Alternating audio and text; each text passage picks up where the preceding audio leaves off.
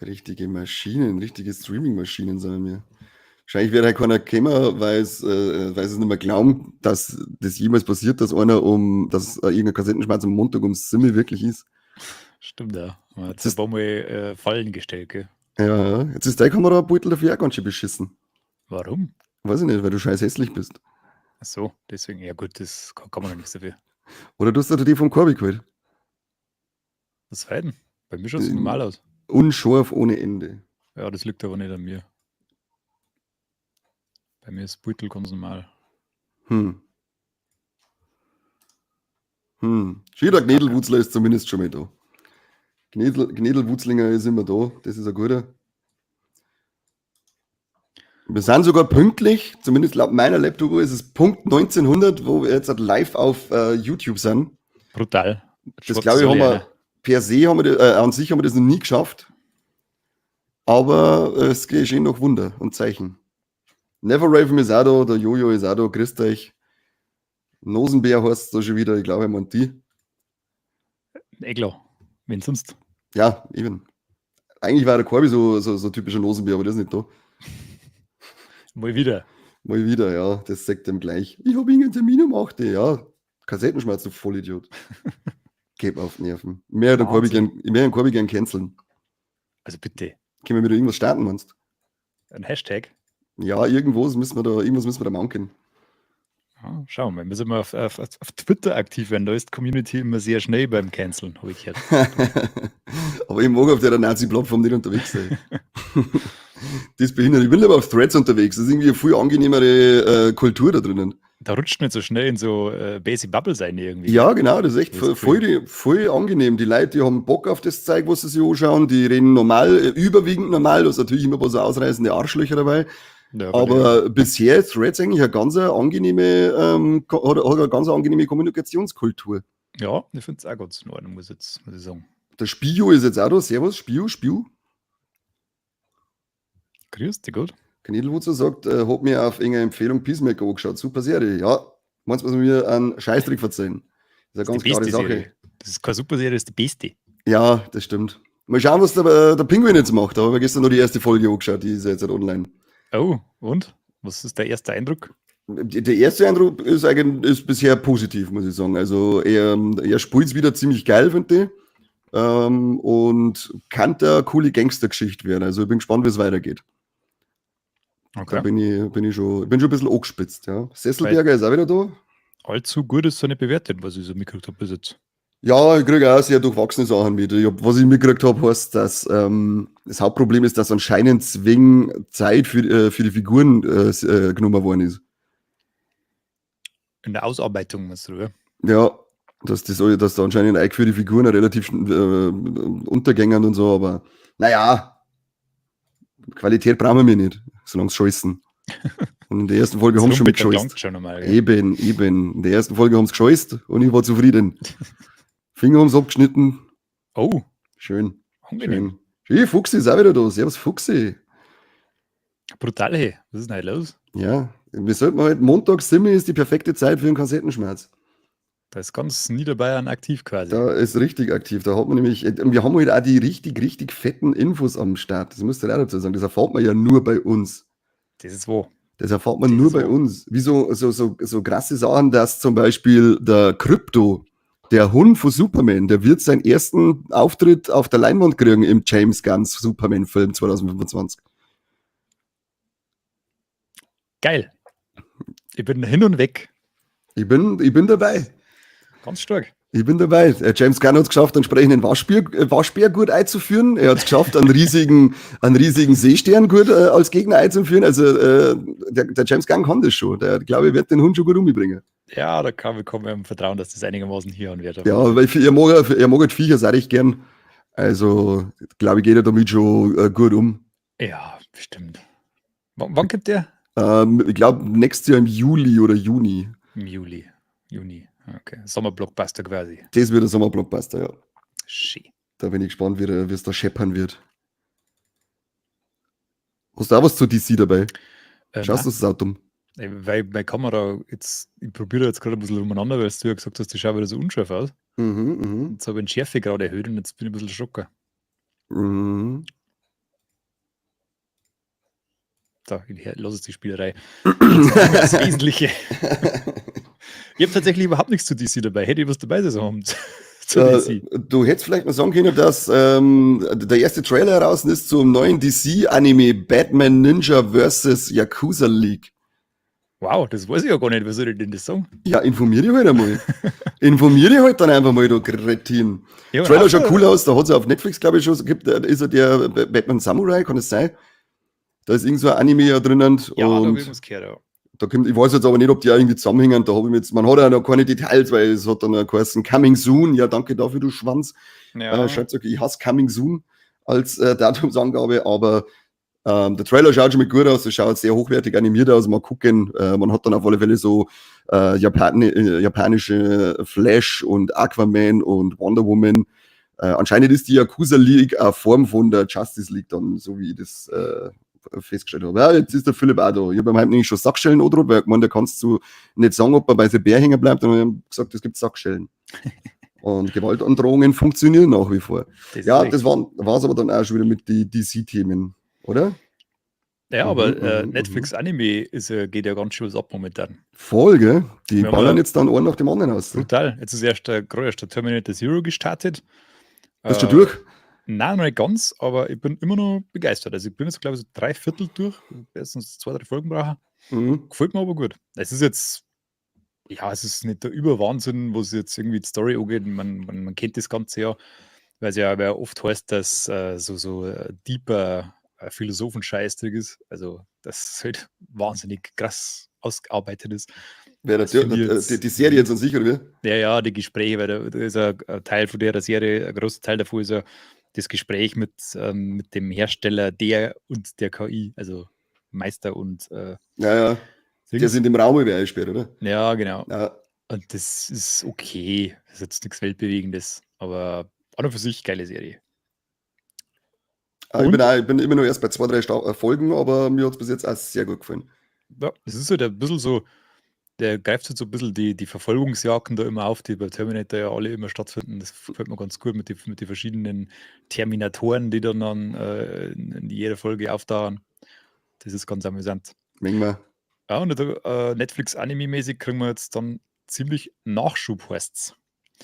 Als nächstes geht's dann, was heißt das nächstes? So als nächstes ist das gar nicht, da kommt wahrscheinlich noch was vorher, aber. Ja, Tomb Raider, glaube ich, jetzt im Oktober. Netflix hat es jetzt angekündigt, weil es war ja Geek Week oder irgendwie sowas. Ja, genau. Devil May Cry kommt als Anime auf Netflix und sie haben einen ersten Teaser-Trailer rausgehauen und das Veröffentlichungszeitraumsfenster haben sie auch noch angekündigt. Das wird der April 2025. Schnell. Ja, viel schneller. Das Trailer schaut wild aus. Ja, viel Schießen. Viel Schwertkämpfer. Ja. So das ist schon mal gut. Ja, es war dann auch mit, glaube ich, habe ich in der letzten Woche schon gesagt, dass die zweite Staffel Castlevania Nocturne auch kommt. Auf Netflix. Was haben wir noch? War doch nur ein Anime, der kommt. Bei dem einen weiß ich jetzt mal sagen, muss ich schauen, war das da. Es kommt nämlich auch zu Splinter Cell, zu dem Spiel kommt ja auch eine Animationsserie. Jetzt weiß ich aber nicht, ob die auf Netflix läuft, weil da habe ich jetzt nur eben die Info gelesen, dass der Leaf Schreiber, der zum Beispiel aus Scream 2 und 1, der damals wegen der Prescott, dem Mord an der Sidney Prescott, ihrer Mom, zu Unrecht eingesperrt worden ist. Das war der Leaf Schreiber, damit du einen Schauspieler im Gesicht hast. Der Sabertooth aus X-Men Origins Wolverine. Okay, jetzt schon her. Auf alle Fälle, der spricht dann Sam Fisher in dem Splinter Cell Death Watch betitelten Animationsserie und ja, also hast du Splinter Cell einmal gespielt? Na, also nicht so, dass es mich noch groß erinnern kann, aber ich weiß, es gibt eine kleine, aber feine Fangemeinde für das Spiel, die sich jedes Jahr ein neues wünschen und nie eins kriegen. Also ich habe damals den ersten Teil gespielt auf dem Gamecube und der war richtig geil. Die 2 Fortsetzungen habe ich auch noch, da haben wir für den Gamecube aber bisher nie gespielt, da werde ich mich irgendwann einmal ranwagen, aber bisher habe ich es noch nicht geschafft. Aber die, wenn den Stil das ein bisschen leicht schaffen, wenn sie sich halt wirklich dann auf die so Schleichmissionsding konzentrieren, dann kann das eigentlich eine coole Sache werden. Ja, so wahrscheinlich, aber auch auf Netflix, weil es hat ja erst die Ubisoft-Serie gegeben und Splinter Cell ist ja Ubisoft-Marken. Die haben ja erst die ich weiß jetzt den Namen nicht mehr, da wo es alle möglichen Ubisoft-Marken drin verwurstelt haben. kannst du dich ja, noch erinnern? ja, Da war ich alles Mögliche weiß. dabei. Ich weiß aber nicht mehr, was heißt. Ja, weiß jetzt auch nicht, aber das ist der Rainman und so, den sagt man dann Ja, mal, gell? genau. Ja. Und da, deswegen glaube ich, ist schon durchaus wahrscheinlich, dass das auf Netflix läuft. Da. Ich werde es mal anschauen, ich werde mal alles so schauen. Vale. Alles anschauen. Aber ich hätte irgendwie die ganze Zeit im Kopf, dass ich noch irgendein Anime. Ja, es gibt Trailer. nur eine Ankündigung von Netflix, aber da gibt es noch keine Details. Und zwar wird so eine Cyberpunk. Das war's, geben. genau. Jetzt halt. Man weiß jetzt zwar noch nicht, ob das jetzt Fortführung ist von der letzten, ob die Charaktere da noch irgendwie dabei sind, aber wahrscheinlich eher nicht. Das heißt, bis jetzt heißt es nur, dass sie wieder zurück nach Night City kehren. Mhm. Und du kannst in der Stadt und in der Geschichte, du kannst ja der Geschichte nicht sein ohne Ende. Das ist ja ein wunderbar geiles Universum. Ich glaube, auch wenn es jetzt nimmer zurück zu dem bisher Erzählten gingen, wird es mit Sicherheit wieder eine geile Sache werden. Also da freue ich mich auf alle Fälle. Aber es gibt halt leider noch überhaupt nichts. Also weder, wo es ungefähr sein wird, noch wann es ungefähr kommen wird. Ja, da habe ich auch gehört, dass da stimmt, dass da auch an sich mehrere Projekte geplant sind Ja, als genau. Anime in dem. Also fällt mir noch ein, was ich noch, im Februar kommt ein neuer The Witcher Animationsfilm aus. Das war's, genau. Den Ja. habe ich noch im Kopf gehabt. Das ist ja CD Projekt.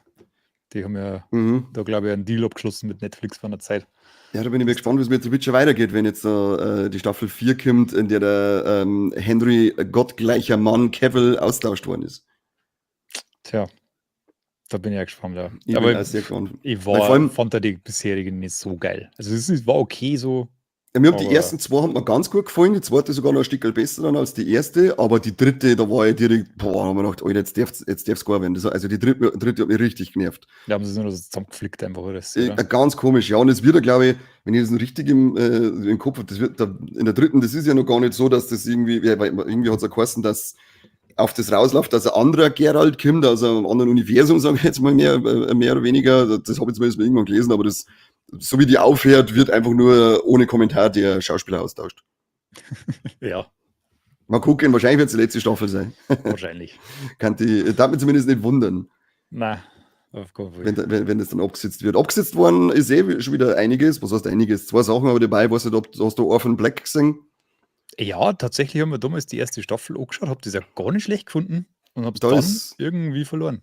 Da ist jetzt ein Spin-off, Orphan Black Echoes hat das geheißen, auf AMC rausgekommen, ist jetzt nach der ersten Staffel gecancelt, genauso wie Pretty Little Liars Summer School nach 2 Staffeln gecancelt wurde. Also, alle, die diese Spin-off-Serien angeschaut haben, es tut mir leid für euch, aber wie es der Corby schon immer erklärt, ist eine rein finanzielle Entscheidung, rein wirtschaftlich, das müsst verstehen, da dürft ihr grantig sein, da dürfen sich auch nicht drüber aufregen, dass eine persönlich geliebte Serie jetzt ein Chor ist, das muss man einfach akzeptieren und verstehen. Akzeptanz und Verständnis ist ganz wichtig im gemeinsamen Miteinander. Das ist das Chick gesagt. Mhm. Scheiß Kurvi. Aber ich habe da von beiden nichts gesehen. Also ich habe das Pretty Little Liars nichts gesehen, ich habe das Orphan Black, habe ich nebenbei mal ein bisschen was mitgekriegt. Aber da sind nicht hauptsächlich starke Frauen drinnen und so, das war da nicht so meins. Ja, es ist so sehr riskant, dass man da noch weitergemacht hat. Ja, das war echt. Ja. Jetzt habe ich mal empfohlen, aber als er gehört hat, starke Frauen, da hätte er mich für die Empfehlung fast gehalten.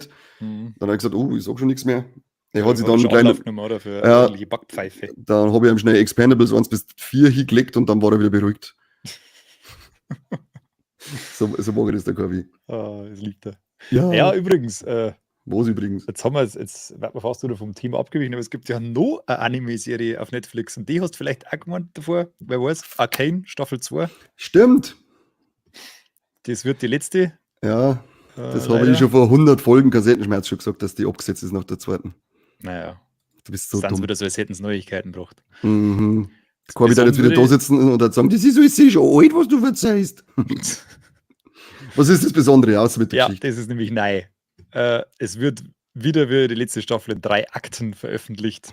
Mhm. Es ist noch nicht klar, wie viele Episoden pro Akt veröffentlicht werden oder wie viel das überhaupt hat, die Staffel, aber was ich ein bisschen. Also, das ist ja völliger Schwachsinn, wenn es mich fragst. Tut mir leid, weil die erste Akt kommt am 9. November, der zweite am 16. und der dritte am 23. Da kann ich doch einfach alles sehr vor mir aushauen, oder? Na, unmöglich. Also, das ist doch voll der Mist. Check ich nicht. So viel Tag brauche ich ja sowieso, dass ich mir 3 oder 4 Folgen anschaue. Ja, also sie gehen halt vor die Extreme Binge aus. Ja, aber Netflix ist doch der Binge-Kanal. Da muss doch immer alles verfügbar sein. Das gibt's ja gar nicht. Ich weiß auch nicht. Ich frage mich immer, wann wird es entschieden, welche Sachen auch am Stück veröffentlicht werden und welche in Akten und welche wöchentlichen Folgen, keine Ahnung. Ich glaube, das hat so ein bisschen mit dem zu tun, was sie erwarten, wie drüber geredet wird und so. Weil Stranger Things ist ja doch eher schon so ein Massenphänomen, in Anführungszeichen, und Arcane ist auch mega erfolgreich. Der ganze League of Legends Direktor. Ja, da kann glaube ich nichts ich, damit anfangen. erhoffen dass sie wahrscheinlich ein bisschen Viralität. Nee, das will ich nicht mal halten. Ja. Dann lieber gescheite Sachen machen. Täte ich auch sagen. Nein, aber Arcane ist ja eine ganz geile Serie eigentlich. Ich bin nicht warm geworden damit, muss ich sagen. Nicht? Ich habe die zweite Staffel noch nicht gesehen, aber die erste hat mir eigentlich schon gefallen. Ich werde mir, wenn die zweite raus ist, habe ich gesagt, werde ich mir die noch mal im Stück anschauen, weil 2 Staffeln hast du dann gleich geschaut. Vielleicht, wie sagt man, catcht es mich dann mehr? So wird total Schmarrn gesagt, gell? Du hast die zweite ist ja logischerweise noch nicht heraus, weil die haben ja grob gekündigt. Also ja, das ist der dümmste Kassettenschmerz aller Zeiten. Brutal. Das ist aber auch schon spät halt. Ja, es ist gescheit spät, ja. Es ist gescheit spät. Ja. Aber dann schauen wir mal, ob mich eben Arcane beim zweiten Versuch catchen kann und den Gap, den ich in Richtung gefallen habe, dann füllen kann. Schaust du mal. Ich schau gern. Wo ich auf alle Fälle geschaut habe, war, als ich gelesen habe, ich glaube gestern erst, dass der Damien Leone, der Regisseur von Terrifier, schon Teil 4 bestätigt hat. Da bin ich gleich vom Handy. Vielleicht doch einmal anschauen, ha? Bin ich vom Handy gleich so gesessen. Ja, so jetzt auf alle Fälle. Der zweite ist, ja, da geht's rund. Also beim zweiten geht's ordentlich rund. Da darfst du Hand dich unterm Fernseher legen. Weil da läuft das Blut aus die Boxen raus. Er war auch gut oder einfach nur. Also du musst jetzt schon ein bisschen ein Chorhauen sein. Also du musst es schon ein wenig mengen. Alexa hat gerade angefangen, Musik zu spielen. Moment. Ah, cool, was spielst du? Das ist ein Minas-Album vielleicht. Nein, es ist irgendwie so ein Funk-Pop. Okay. Hört man was? Ja, jetzt schon. Da werden wir gleich geclaimed. Ja, Alexa, du mal weg jetzt. Böse Alexa, ja. Jetzt sagen wir schon keine Trailer mehr und jetzt spielen wir aber im Hintergrund dann nicht freigegebene Musik. Eieiei. Hauptsache Geld nicht kriegen. Ja, der Philipp sagt es gerade, der Leona Damon ist der beste Mann, das stimmt, ja. Seppi, da hocken wir uns jetzt nochmal zusammen am Wochenende und schauen uns die ersten 2 Teile an. Ja, weil ich glaube, Teil 3 kommt jetzt dann schon irgendwann im Oktober oder Anfang November und da muss man das sowieso vorher noch gesehen haben. Und dann machen wir nicht irgendwo ein Double Feature im Kino, meinst du? Vielleicht, die haben, der Teil 3, meine ich, hat wieder verhältnismäßig, also schon für diese Art Film viel Kopien gekriegt, aber immer noch zu wenig, dass man da wirklich irgendwie was aufzeichnen kann, was wir bis jetzt nicht mitgekriegt haben. Aber das ist nur so unter uns gesagt, es gibt Ideen und Versuche, da was zu starten in gewissen Kreisen, wo Leute gern was starten. Coole Sache. Zack Snyder mich auch wieder was starten, gell? Der hat doch jetzt gerade auch erst ein Anime auf Netflix gestartet. Ja, genau. Er hat jetzt eigentlich irgend so Wikinger-Gott, was weiß ich, Gedöns. Aber jetzt arbeitet er gerade an einer Prequel-Serie zu 300. Entschuldigung. Was jetzt du sagen? Ah, wollt's nicht. Nein, wollte ich ja nicht. Ich würde das andere sagen, das keiner mag. Das mit den Weiberts.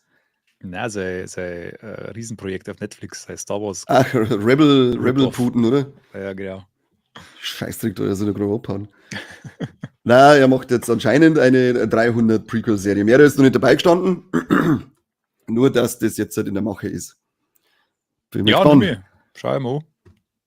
Ich habe 300 damals ziemlich geil gefunden. Gut, ich war damals auch noch ein bisschen jünger. Weiß nicht, ob ich ihn heute noch so geil finden darf, aber. Ich glaube schon, weil er halt schon noch stylisch und blutig ist. Ja, voll episch. Auch voll übertrieben ist und so. Das ist eigentlich schon geil. Und es sind eingeölte, durchtrainierte Männer. Also er hat zumindest da was zum Schleudern. Big sweaty man. Ja, richtig geil. Geilen, muskulösen, öligen Männer. Muskeltitten. Fast wie bei mir. Wir müssen früher aufhören. Ich sag schon. Definitiv. Oder wir machen halt jetzt einfach eine Live-Session. Schaut mal auf OnlyFans um. Wenn man jetzt halt einfach da wichsen darf, ohne dass man was sagt, war das auch schon, dass uns das striken darf auf YouTube? Wenn man jetzt einfach so da sitzt. Ziemlich sicher. Ohne dass man sieht keinen Schwanz, man sieht keine Bewegung, man sieht ja nicht das, was in die Luft schießt. Hast du da ein T-Shirt für dich selber an? Ja. Und du wickst gerade. Ja, Logo. Ey, das ist fragwürdig. Das habe ich mir geschenkt. Das habe ich halt wieder gefunden. Aber ja, gut, okay. Dann damals halt nicht, wenn man nicht einmal im Off wichsen darf. Gescheiter ist. Frechheit. Hast du Wednesday angeschaut? Nein, weiß ich nicht. Nein. Ich hab den Hype, den habe ich auch nicht verstanden. Ich habe die erste Staffel angeschaut. Mir war das zu viel Teenie-Gedöns irgendwann. Ja, eben deswegen. Also warum so gefeiert wird, weiß ich nicht. Staffel 2 kommt jetzt dann und der Co-Schöpfer, der Al Gaff, keine Ahnung, wie man ausspricht, hat jetzt schon gesagt, sie haben Ideen für Staffel 3 und 4. Sie müssen jetzt erstmal schauen, was mit Staffel 2 wird. Und ich hab gedacht, Maul, das wisst du ganz genau, dass die Staffel 2 wahrscheinlich auch wieder einschlagen wird nach dem Erfolg von der ersten Staffel. Ja, also können wir wahrscheinlich davon ausgehen, dass wir Wednesday definitiv 4 Staffeln mindestens sehen werden. Ja. Ja gut, tut kein weh. Sind sie es mal. Ja, vielleicht, wenn so ein bisschen. Ich muss auch jetzt gehört, dass jetzt in der zweiten Staffel auch ein bisschen mehr Horror-Action einbringen wollen. Hört sich zumindest schon mal ein bisschen interessanter da noch als dieses Highschool-Teenie-Gedöns in einem Gothic-Gewand, das die Staffel 1 für mich war. Weiß ich nicht, ob das dann so gut ist, weil es hat ja doch ein bestimmtes Publikum angezogen und das verschreckt es dann vielleicht. Ja, also wahrscheinlich wird es kein Extrem-Horror sein. Vielleicht einfach nur ein bisschen atmosphärischer oder ein bisschen düsterer, keine Ahnung. Mal gucken, die zweite Staffel kriegt wahrscheinlich nur eine Chance von mir und wenn es dann wieder scheiße ist, dann sage ich, fick dich. Das tust. Du hast recht. Bin ich eiskalt. Ich lass mich nicht verarschen. Apropos fick dich. Jemand hat mal eine News eingetragen vor einem völligen Schwachsinns-Mistfilm, der ein Crossover mit einem völligen Schwachsinns-Mistfilm macht. Transformers und G.I. Joe. Yay. Super, oder? Braucht kein Mensch. Falle, oder? So ein Scheißdreck. Das wird super. Ich bin damals im Kino drin gesessen bei Rise of the Beast, man hat der letzte Teil geheißen, der tatsächlich wieder ein bisschen besser war als der 5. Teil davor. Die Effekte ja ziemlich gut ausgeschaut haben mal wieder, außer wenn es Animationen treffen auf echte Menschen war, dann und da war sie dann im, ich glaube, so war Post-Credit-Scene, wenn ich das richtig in Erinnerung habe, wo das dann schon angekündigt worden ist mit G.I. Joe, dann denken wir so, alter Schwede, echt, das ziehen wir jetzt da durch, oder wie? Ich verstehe das überhaupt nicht. Wieso ist ein G.I. Joe überhaupt irgendwo noch? Das interessiert doch keine Sau. Ich weiß es auch nicht. Da ist doch alles gefloppt, was die jemals gemacht haben. Keine Ahnung. Das ist auch Mattel, oder? Ja, das ist also Spielzeugzeige. Ja. Aber das war ja, glaube ich, auch nur in die USA erfolgreich. G.I. Joe gibt es ja bei uns oder in Europa oder so allgemein, glaube ich, gar nicht. Den Stork zumindest. Also, ja. Ich kann mich auch nicht daran erinnern, dass G.I. Joe bei uns recht weit verbreitet ist. Aber Mattel hat doch noch eine coole Ankündigung gemacht. Weiß ich nicht, haben's? Mhm. Sie haben jetzt schon, ein Casting für ihren nächsten brutalen Klopfer ausgekaut. John Cena im Mattel-Universum von Matchbox. Never give up, can't see me, John Cena. You can see me. Und ich werde wahrscheinlich zu dem Film Matchbox sagen, you can see me. Beziehungsweise you won't see me. Ich frage mich, wann er den machen möchte. Der hat nächstes Jahr keine Zeit, der wrestelt nächstes Jahr die ganze Zeit. Vielleicht wird er nach dem ersten Fight gleich mal ins Krankenhaus geschlagen, damit er dabei ein paar Filme dran kann und dann, wenn er genesen ist, kommt er wieder wrestelt noch einmal. Er hat gesagt, er wrestelt das ganze Jahr, weil das der Abschiedstour ist und dann hört er auf. Okay. Bin ich immer ein bisschen beleidigt, wenn er wegen Matchbox Ringer catcht. Ja, aber Matchbox, Alter. Ich war immer der Hot Wheels-Bur. Ja, ich war immer schon der Mario Kart-Bur. Alles andere hat mich mit Autos nicht interessiert. Scheiß Drecksautos. Never Raven möchte mit uns anscheinend eine Schere machen. Ehrlich? Hat in den Chat eingestimmt. Okay. Wo? Wann? Nein, der Philipp hat gestimmt. Jenna Ortega und Emma Myers machen hoffentlich Schere. Mit uns möchte ich doch keine Schere machen, aber ja, bei dieser Scherenaufforderung von Philipp bin ich auch ganz vorne dabei. Es geht sowieso viel mehr der Schere gemacht. Auf alle Fälle, ich hätte noch Kapazitäten frei gehabt, aber wenn keiner mag. Naja, wenn schon wissen was dann. Sucht sich jemand einen anderen, irgendeinen Penner oder so, der macht sicher viel Geld. Wir haben es umsonst gemacht. Ja, selber schuld. Und wir haben vielleicht sogar gesund, wer weiß. Weniger, aber es ist ein anderes Thema. Das machen wir dann in der Gescheithaferl-Runden zum Healthy Life. Oh, ist das schon bekannt? Jetzt ist es bekannt. Wir werden euch mal wieder Gescheithaferl-Runden machen und zwar über das Healthy Life und dann kriegt es die Top-Empfehlungen, wie ihr mindestens 148 Jahre alt werdet und das ohne, dass ihr in irgendeinem Altenheim dement dahin vegetiert und in einer Scheiße liegt. und Brutal. euch Einfach mal irgendwie, geshadowdroppt. genau, und euch irgendwelche Pfleger, die sicher nicht von hier stammen, weil das wissen wir es machen nur Ausländer, werden euch beklauen und die Rente, die ihr eure Kinder geben wollt, die werden euch die alle nehmen, weil wegen was anderem sind die nicht gekommen, die sind nur da, um all die Leute im Altenheim zu beklauen. Dafür wischen sie jahrelang Arschlöcher aus. Leidenschaftlich fast. Ja, leidenschaftlich. Also, und dann nimmt man das schon mal in Kauf, dass man mit dem Schlauchboot übers Mittelmeer rumfährt, bei diesen Erfolgsaussichten reich zu werden. Wahnsinn, ich bin direkt ein wenig neidisch. Ja, wird's auch. Bin direkt ein wenig neidisch, ja. Aber das kriegt man im 3. Abo, da ist nämlich die Gescheithalfer-Runden exklusiv drin. So ist es. So ist es. Das war jetzt mal ein richtig fetter News-Drop. Richtig fetter News-Drop. Aber ich sehe irgendwie noch gar nicht den Chat komplett ausflippen. Ja, nicht. Ah, okay, der Philipp ist jetzt erst einmal noch stinksauer, weil du das Kinodate mit ihm damals nicht wahrgenommen hast. Also mit dir mehr Eco-Schere mehr machen. Hat es so einen Termin gegeben? Ja, ich hätte euch einmal schreiben sollen. So, da waren wir beide zu schüchtern quasi. Ja, anscheinend sind beide die ganze Zeit vom Handy gesessen. Nein, Traum. Mich zu gern. Und du hast schon die ganze... Genau. Schreibt und nichts käme. Genau, nur so die Punkte. Und dann hast du das Handy wieder so hintergeworfen. Nein, ich trau mich nicht. Dann irgendwann um 3 in der Früh hat man dann einmal eine Nachricht gelöscht drauf gehabt. Ja, genau. Wie was handfest. Ja, das übt es noch ein bisschen, ist zwar. Unbedingt. Da geht schon noch zusammen, ist zwar. Was darfst du jetzt was haben wir denn? Was haben wir denn noch? Ich glaube, dass wir noch was Großes haben. Ehrlich? Ja, so, natürlich. Sehr, also ich habe auch noch ein, zwei Sachen da, aber wir kannten mal so den richtig großen, also zumindest für mich. Und du hast ja die Serie auch geliebt, oder? Da kann man mal Neuigkeiten rausballern.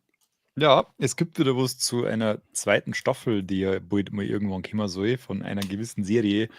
Und zwar von One Piece, von der Realverfilmung oder Live-Action-Serie, wie man halt so gesagt. Da ist ein Charakter angeteased worden in einem grundsätzlich nichtssagenden Trailer, aber hinten hat man dann noch einen Chopper gesehen. Chopper. Sag einmal, wer ist denn das? Der Tony Chopper wird der Doktor sein der Piraten-Strohhut-Crew. Und er ist ultra cute. Und er mag keine Komplimente. Da dreht er voll durch. Und ich bin echt gespannt, wie der ausschauen wird. Ich hau jetzt einmal zumindest kurz das Beutel dazu ein, das man dann eben gesehen hat vor ihm. Na? Und meinst du, das ist animiert oder meinst du, wir haben da einen Practical-Effekt? Ich weiß nicht, das schaut irgendwie nicht animiert aus auf dem Beutel. Ich bin ja sehr skeptisch. Also es schaut echt, also ich würde es obergeil finden, wenn wir wirklich Practical Effects kriegen hatten beim Chopper. Also wenn oder halt eine Schiene. Warte mal. Den Kopfbereich da rechts unten und das Ohr anschaut, das ist ja niemals animiert. Aber ich sage hier schon, obwohl wir den Schiffsarzt der Strohpiraten nur kurz von hinten zu Gesicht bekommen, beantwortet sie bei diesem Anblick endlich die eine Frage, ja, Chopper wird mit Hilfe von CGI dargestellt, aber nicht ausschließlich. Das Beutel beantwortet euch also die Frage, fick dich GamePro. So ein Schwachsinn. Das finde ich überhaupt nicht, dass das irgendwas beantwortet. Nein, bin ich schon raus. Ich mag nie wieder was hören von GamePro, die denken mir jetzt richtig. Was möchte ein GamePro überhaupt schon wieder mit Serien? Sind die um eigenen Gaming-Scheiß kümmern da? Ja, aber das schaffen sie anscheinend nicht gescheit. Trauen wir nichts. Ja. Ah, gut. Ich freue mich auf alle Fälle, weil ich bin sehr gespannt auf den Chopper. Ich finde Chopper ist einer von den coolsten Figuren im One Piece-Universum. Und deswegen bin ich da schon heiß drauf. Ja, und da gibt es eine zweite Nachricht dazu. Wir haben ja 2 Casting-Neuigkeiten. Und zwar wird die, ich versuche es jetzt einmal mal, Lara Abova und der Joe Manganiello zustoßen. Lara Abova. Das habe ich noch nie gehört, tut mir leid. Ich hab dann auch geschaut, woher, dass man die gute Frau vielleicht kennen kann. Da ist aber gar nichts dabei gewesen. Ich werde euch jetzt erst einmal an Joey Manganiello zeigen. Den guten Herrn, den kennt man ja mittlerweile, zumindest als Deathstroke. Und wo war der? War der nicht bei How I Met Your Mother auch schon dabei oder bei Scrubs oder sowas? Da war er doch auch schon. Ganz das weiß ich nicht, er war auf alle Fälle beim ersten Spider-Man der Schulschläger halt, der Peter Parker die ganze Zeit genutzt hat. Mhm. Und ja, er ist ein unglaublich gut aussehender Kerl, durchtrainiert von oben bis unten. Bei True Blood, glaube ich, hat er auch mitgespielt. Ja, und bei Magic Mike. The Last Dance ist wichtig, gell? Keine Ahnung, du. Warum? Das musst du wissen. Du bist ein leidenschaftlicher Magic Mike-Schauer, hätte ich gemeint. Nein, wir haben gesagt, da reden wir nicht drüber. Ja, aber jetzt habe ich es alle gesagt. Verdammt. Alle wissen es jetzt, dass du Schwanz bist. Und dann haben wir auf alle Fälle noch die Lera Abova, russische Schauspielerin, also müsste jetzt eigentlich Lera Abova Bliert heißen. Ja, genau. Haben sie wahrscheinlich weggelassen. Auf dem Beutel rausretuschiert sind auf alle Fälle die ganzen Sonnenblumenkerne, woran die sie da eigentlich immer isst, da sie Russin ist. Das ist ganz normal bei denen. Und das Faxibier. Und das Faxibier. Ist auch von Russen Faxibier. Früher hat es geheißen, ja. Ah, okay. Da haben sie bei der Tankstelle garniert mit Lederjacken und Adidas Jogginghosen und einem Faxi drungen. Genau, wenn du nicht gewusst hast, ob es da war, dann hast du es gesehen, wie ein Bono und lauter Schalen umeinander gelegen sind. Geilen Affen. Ja, wie gesagt, ich kenne die gute Frau auch nicht. Laut IMDb ist bekannt für Good Side of a Bad Man. I do not know this. Anna, die Agentin. Auch noch nicht gesehen. Pitch Perfect, Bumper in Berlin. DJ, das Boot, Thea, Fernsehserie, lauter Scheiß hat die vorher gemacht. Sie ist auf alle Fälle gar nichts geht ihr davor. Gar nichts geht ihr davor. Sie ist auf alle Fälle, das Wichtigste ist ja die Rollen, die zwei besetzen. Ja, genau. Der Mancello Joe, das wird unser Crocodile. Und Bledingers Babuschka spielt Nico Robin. Wisst Bescheid. Kennt euch aus, Leute. Kennt euch aus, Leute. Ja, freue mich. Zu der zweiten, also relativ kurz drauf erschienenen großen Realverserierung eines Zeichentrick-Universums, wie es der Mike genannt hat. Ein kleiner Mini-Teaser ist rausgekommen zur zweiten Staffel Avatar. Und mit dem ist bekannt worden, dass die Serie, die zweite Staffel jetzt offiziell in Produktion ist. Und wir haben die Mia Ketch, wieder mal ein mir völlig unbekannter Mensch und der Name ist nicht aussprechbar für mich, weil wir nämlich sprachbehindert sind, aber das glaube ich, habt ihr ja mittlerweile schon mitgekriegt, dass das nicht unsere Stärke ist. Aber wie heißen sie auch immer alle? Mia Ketch, Seth, was weiß ich. Sie wird auf alle Fälle die Erdbändigerin Toff spielen. Die gute Frau kennt man aus. Sage ich euch danach. Erst sage ich mal, wie die gute Frau ausschaut. Vielleicht sagt der eine oder andere, ja, die kenne ich ja schon allerweil. Habe ich alles gesehen, was die gemacht tut. Krawallmaus schreibt gerade eine Magic Mike. Das ist eh klar. Naja. Das ist die gute Frau, die dann die. Das ist ein KI-Beutel. Ich würde gerade sagen, es ist aber nirgends KI vermerkt. Also normal müssten sie es ja dazu schreiben, oder? Normal. KI generated. Naja. Kenn ich nicht, bin raus. American Girl Co., Ring 10, Beef, Marvelous and the Black Hole, Darkest Minds, die Überlebenden, bla bla bla. Santa Claus ist Serie, da hat sie mitgespielt. Oh. Ansonsten muss ich sagen, ist da jetzt auch wieder nichts dabei, das ich gesehen habe, glaube ich. Are You Afraid of the Dark? Haben wir mir den gesehen? Das sagt mir jetzt schon was. Ist das der komische Gruselfilm da? Na, das ist ein Seriending gewesen. Hat nichts mit dem Film zu tun, den wir wahrscheinlich gerade beide im Kopf haben. Hat nichts damit zu tun. Du, mir jetzt gerade ganz frisch noch was reingeschwappt.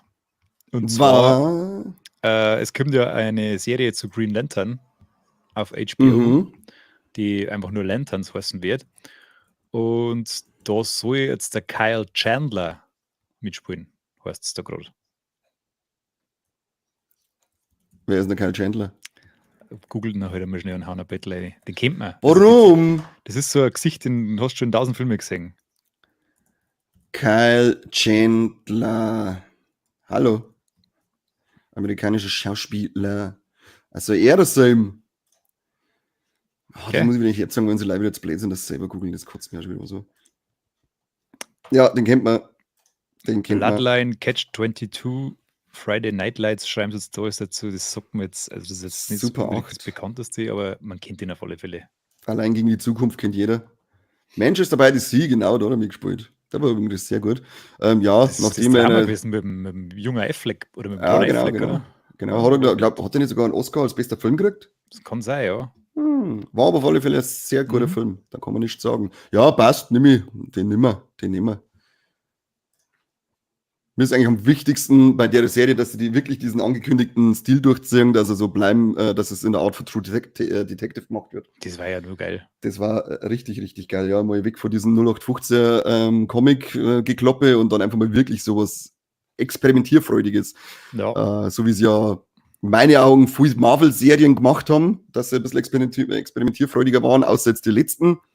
Wie zum Beispiel Secret Wars, das war relativ. Oh, aber mal schauen, was Agatha All Along jetzt macht. Die ersten 2 Folgen machen zumindest schon mal Lust auf mehr. Du hast ja schon gefangen, gell? Ja, es sind halt auch erst 2 Folgen online und jetzt glaube ich, kommt es wieder jeden Mittwoch oder Donnerstag, weiß jetzt nicht mehr. Aber sie ist halt einfach eine coole Nudel, die fand ich bei WandaVision schon super und bin gespannt, was jetzt noch mehr zaubern tut. Tuten tun. Das Tutarella. Bin ich gespannt. Ja. Coolste News, die ich halt nur gelesen habe, kurz vor dem Kassettenschmerz in meiner exzessiven Recherche. Zach Cregger, bekannt für den Film Barbarian, ist im Gespräch, einen neuen Resident Evil Film zu drehen. Und es kann Thorsten, dass wir vielleicht endlich mal einen Resident Evil Film kriegen, den wir verdienen. Ja, weil Barbarian war wahnsinnig gut. Voll geil, ja. Voll geil. Ich warte immer auch nur auf den Moment, dass ich mich endlich nicht mehr an den Film erinnern kann, dass ich mir den Namen anschauen kann, aber so macht das einfach keinen Sinn. Ja, es ist, wenn man dann weiß, was passiert, dann ist es echt irgendwie kacke. Ja. So. Aber ich finde den Film auch, ich habe den auch richtig gut gefunden und ich hoffe, also es ist jetzt anscheinend erstmal nur ein Gerücht, da ist noch nichts Offizielles dabei, aber ich hoffe, das war zumindest, wenn ich sage, da habe ich Bock drauf, da hoffe ich, dass das echt gemacht wird, weil das kann dann mal ein Resident Evil Film werden, wiederkehrt.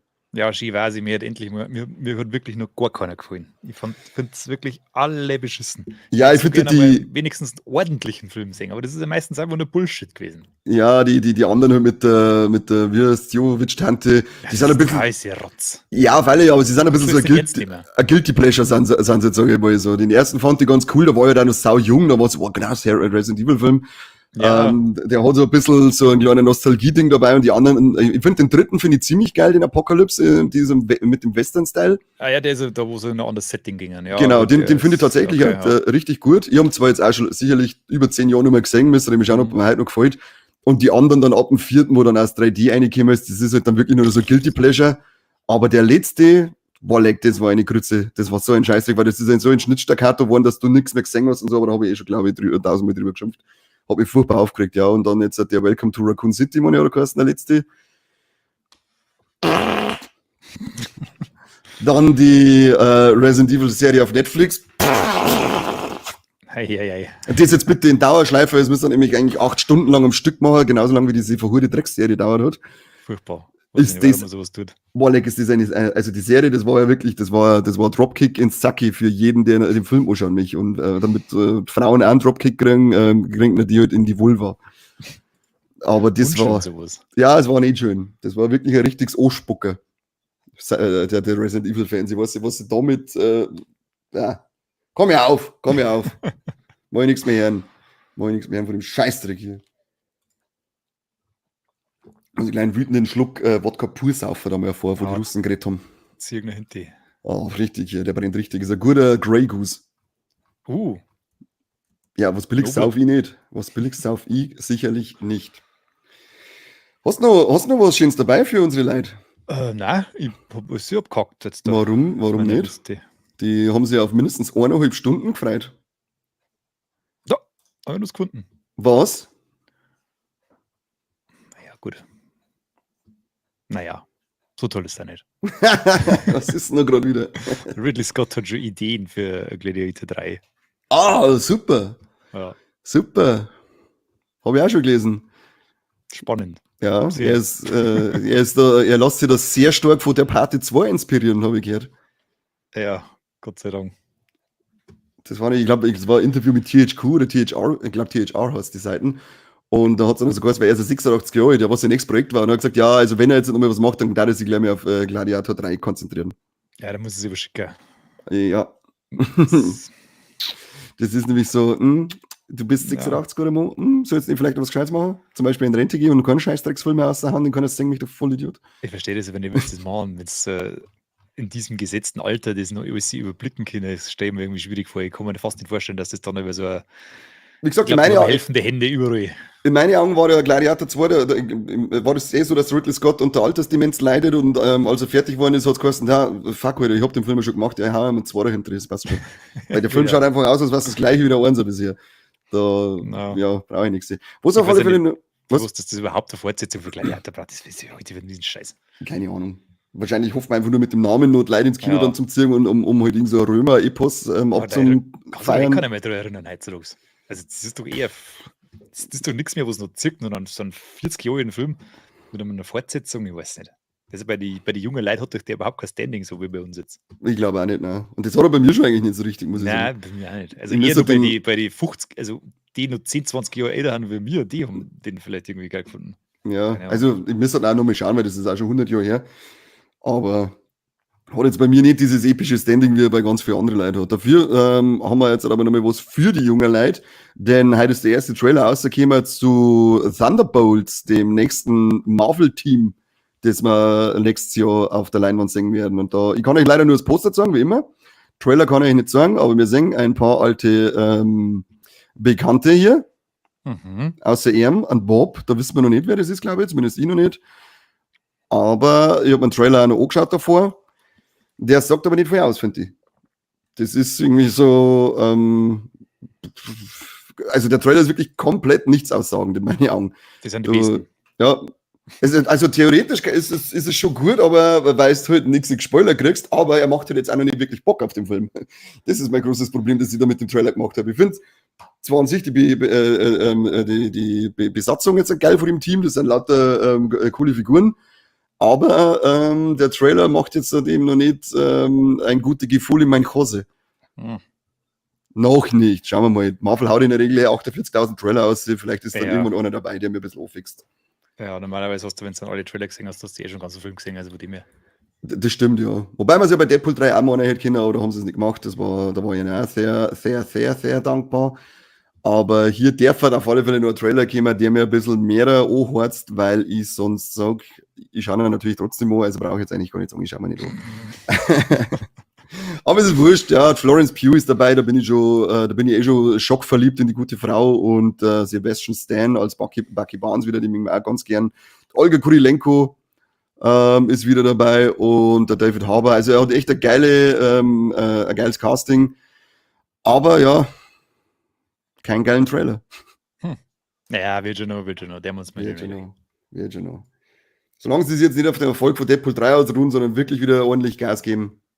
Warum geht es denn da überhaupt weiter jetzt da? Wann kommt der? Oder wann kommt überhaupt wieder irgendwas? Ich glaube, dass es jetzt gerade ist ja eben Agatha All Along angelaufen.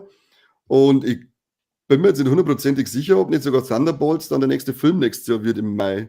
Ich habe es jetzt gar nicht im Kopf. Wir haben das, glaube ich, schon so oft damit drüber geschmerzt, was eigentlich nächstes Jahr kommt, aber ich kann es mir irgendwie nicht merken, was Neues kommt. Jetzt pass auf, MCU-Filme 2025.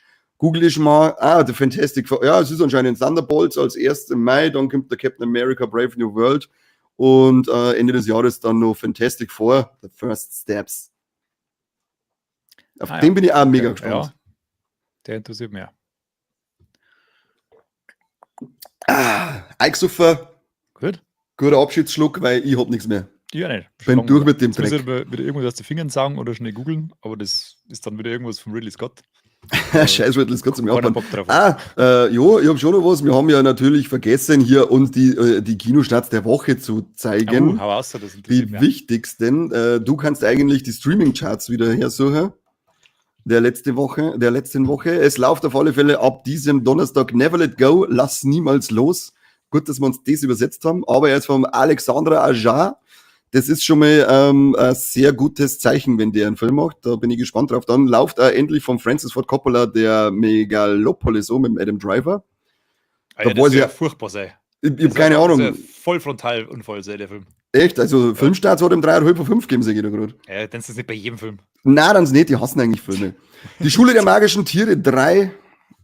Element of Crime wenn es dunkel und kalt wird in Berlin. Der ist, glaube ich, in 2 drinnen. Look Back, ein Nemi-Film. Da bin ich ja gespannt. Der ist vom Autor von Chainsaw Man. Oh, da bin ich schon wieder gespitzt. Ja, stimmt. Ich glaube, zum 10-jährigen Jubiläum läuft jetzt nochmal Interstellar an. Okay, echt. Das Land der 1000 Weine. Devara Part 1 kenne ich nicht. Robau. Da wohne ich. Zuckerer, Sugar Fornaciari. Dokumentation ist was für ein Korbi. Die Kinder aus Korntal. Tokyo Drifter, der Mann aus Tokio. Geilen Titel. Und zu guter Letzt ein Drama von Sarah Summer, Arthur and Diana. Schön. Ja, es war was dabei fürs Kino gehen, aber ich bin jetzt schon lange nicht mehr gegangen. Mal schauen, ob ich es endlich wieder mal schaffe. Ich bin da irgendwie ein wenig nachlässig, gerade was Kino geht.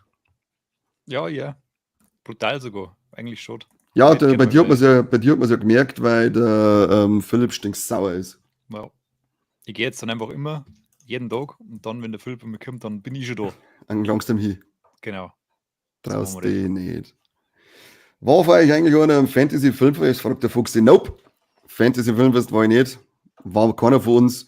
Fantasy-Filmfest ist ja für uns ein bisschen so eine Massenabfertigung. Also ich finde es nicht so geil ins Fantasy-Filmfest vor, eigentlich nur, wenn es ein paar Filme gibt, wo ich sage, okay, die laufen an einem Tag, da orientiert sich, dass ich hinfahre, aber ansonsten bin ich nicht so der Fantasy-Filmfest. Geh her. Hast du jetzt unsere Streaming-Charts? Ja, ich hab da was. Verzeih. Außer mit der Geschichte. Ich nehme jetzt einfach die Film- und Serienmischungs-Top 10. Nein, die ist behindert. Oh. Okay. Du musst die richtig nehmen von Variety. Die habe ich nicht, lass mich in Ruhe. Ja, ich fange jetzt mit den Filmen an. Auf der 10, Boy Kills World. Ich hab's dir geschickt. Ich nehm's nicht an. Nee, Auf der 9, Furiosa. La. Auf der 8, Kinds of Kindness. Den muss ich eigentlich schauen. Auf der 7, Speak No Evil. Das ist das Remake von dem dänischen Thriller, glaube ich. Da wird es wahrscheinlich das Original sein, weil das Remake läuft jetzt im Kino. Jetzt, genau, jetzt Original, wenn sie jetzt nochmal ein paar angeschaut haben. Ist aber nicht so gut, wenn ich mir vorher das Original anschaue, weil dann kann mir das abschrecken, dieses Remake anzuschauen. Ja, und das Remake soll ja auch wieder ein bisschen so Hollywood weichgespült sein, habe ich auch schon mal gehört. Dann A Quiet Place Day One. Beetlejuice. Uglies von Netflix, der ist bei uns auch schon gelaufen. Ne? Ja, soll aber auch ziemlich beschissen sein, was ich gehört habe. Ja, wer hätte das gedacht, der Netflix-Film, der beschissen ist, oh mein Gott. Ja, aber es spielt Joey King mit, da bin ich verliebt. Ja, muss einen Ton erschalten. The Fall Guy, auf der 3. Dann Rebel Ridge und Civil War auf der 1. Ah, schön. Das wundert mich jetzt ein bisschen. Ja, Rebel Ridge, den müsste ich mir auch noch anschauen. Den hätte ich schon mal angefangen, oder war es sau spät und ich war sau mir und bin eingepennt. Der kann aber cool sein. Ja. Was ich da bis jetzt gesehen habe. So, dann haben wir Serien. Auf der 10 The Bear. Was ist denn schon wieder für Serienliste, die du da hast? Das stimmt überhaupt nicht. The Bear. Lüge. Das ist ja jetzt schon lang durch, oder? Ja, eben, das ist Die schon. Staffel. Das ist auch von wann bis wann gehen deine Scheißcharts? Das stimmt überhaupt nicht. Letzte Woche. Lüge. Woche des 14. Septembers. Puh. English Teacher auf der 9. Ist auch nicht drin. Das ist eine völlig falsche Liste, du Ich Arschloch. habe da eine von meinen besonderen Quellen, die das stimmt nicht. besser ausgelistet wird. Das stimmt überhaupt nicht. Internetlink. Stehen da bei dir überhaupt die Minuten dabei, wie viel das geschaut worden sind? Ja. Nein, stehen sie nicht. Doch. Wie viel The Lord hat dann of the Rings of Power, der auf der 8 ist, stehen 27.836 gestreamte Minuten dabei. So ein Bullshit. Ne? Na, der steht nämlich auf Platz 5, stehen die im Zeitraum vom 13. bis 19. September auf Platz 5 mit 364,4 Millionen Minuten. Ja, da habe ich jetzt ganz schlecht geschätzt. Dir habe ich irgendwann einmal auf der irgendwas ganz 7 tief ins ist Arschloch. Shogun. Auch nicht wahr. Hat dir auch gefallen, gell? Shogun war toll. Ja, aber ist auch nicht wahr. Auf der 6 ist Bad Monkey. Aha, Tulsa King, ja. Auf der Slow Horses. Aha, Lord of the Rings. Auf der 4 ist Chaos. Sacred Lives of Mormon Wives, ja, genau. Genau, dann kommt auf der 3 Only Murders in the Into Building. the Fire, The Lost Daughter, gut, ja, sprichst du gut aus. Auf der 2 The Perfect Couple. Emily in Paris, das ist ein Perfect Couple eigentlich, das kann der Untertitel sein, ja. Und auf der 1 The Old Man. Da ist dann der Perfect Couple auf Platz 1, Schön, genau. Hast du gut gemacht, Danke, du Schwachkopf. bin da gut. Ich schluck dir wie ein Fuck, ich sag's dir. Wenn man Catherine Burhanne eine E-Mail schickt, dann lese ich die auch vor. Die hat Burhanne. mehr Recht. Ja, aber ihre Infos sind anscheinend ganz schön behende erforscht worden. Keine Sag's dir Ahnung. bitte von mir. Keine Ahnung. Da steht nichts dabei, wo die herkommen. Die haben es vielleicht wirklich einfach erfunden. Nee, ich wollte gerade sagen, die werden es einfach auswürfen, die Schwanz. Naja, lassen wir uns am Arsch lecken, machen wir Feierabend für heute, weil jetzt nervst du mich. So ist es. Ich hab Hunger. Ich habe nicht Hunger, ich habe davor schon gegessen. Naja, das ist eine Stunde her, ich habe schon wieder Hunger natürlich. Selbstverständlich. Jetzt leidet bei mir irgendwas. Warum leidet jetzt bei dir Ich was? hab keine Ahnung, jetzt werden wir gleich wieder geclaimed. Muss schnell ausmachen. Mach ich lieber aus, weil wir mir nämlich das Intro noch gar nicht gesagt haben. Hilfe. Was wir jetzt wieder als Outro herzagen. Was ist mit deiner Musik da? Keine Ahnung, warum das zugegangen ist. Wecker. Warum ein Wecker? Hier ist der beste bayerische Podcast der Welt mit den Kassettenthemen. Dein Wecker hör nicht auf! Hoppala, daneben drin. Blöd Sau. Ach ja, schön ist das. Wir sagen mal danke für alle, die zugeschaut haben, für die rege Chat-Beteiligung. Das ist immer schön, wenn wir uns nicht gerade am Mund fusselig reden, ohne dass einer von euch zumindest seine Wurstfinger über Tastatur bewegen kann. Und dann hören wir uns morgen zu der neuen Folge, beziehungsweise alle super coolen Steady-Abonnenten hören die Folge schon seit Sonntag. Und morgen sehen wir uns sogar nochmal. Morgen gibt es nämlich Talkthrough Live wieder hier auf YouTube mit super coole Infos über Zocking. Wird fein.